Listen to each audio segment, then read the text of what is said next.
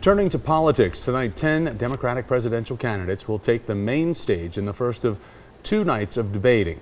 Right now, final preparations, they're underway in Miami with less than 3 hours until showtime. Here's a look at the candidates taking part tonight. We've got Bill de Blasio, Beto O'Rourke, Tim Ryan, Elizabeth Warren, Cory Booker, Amy Klobuchar, John Delaney, Julian Castro, Jay Inslee, and finally Tulsi Gabbard.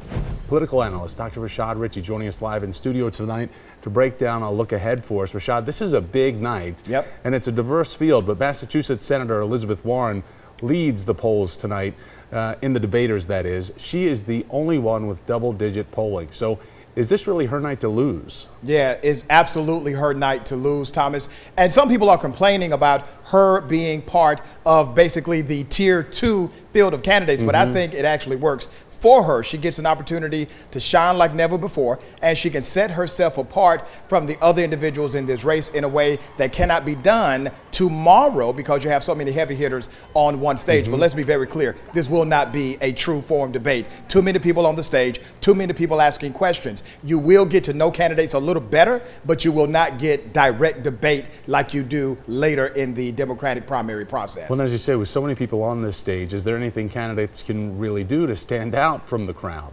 Aside from totally embarrassing themselves by making a gaffe, the only thing they can do is practice on zingers, one-liners, things that will get repeated by people like myself and you and others during the narrative. The narrative is told the next day of the debate. So that's the best thing they can do right now is practice on those one-liners and hope that they get repeated the next day while people talk about the debate. Well, they really only have 24 hours because that news cycle is going to be crushed by the next round of debaters, so they really need to get it in while they can. Finally, though, we have this really sad news of the day, that picture of the dad and his 3-year-old daughter drowning, crossing the Rio Grande. Immigration is really going to be a big driver tonight, don't you think? It better be. That picture has sobered a lot of people to the reality of what's happening in our border, at our border.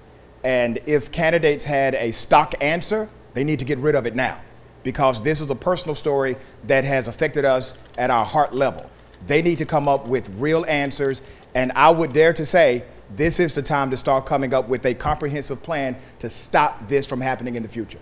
All right, very serious subjects that are going to take place tonight. And Rashad, we know you're going to have your popcorn and everything else ready because you're going to be joining us later on Peachtree TV at 9 o'clock. Dr. Richey's going to join us once again for a breakdown of how the candidates are doing during this debate. And remember, we have night 2 tomorrow.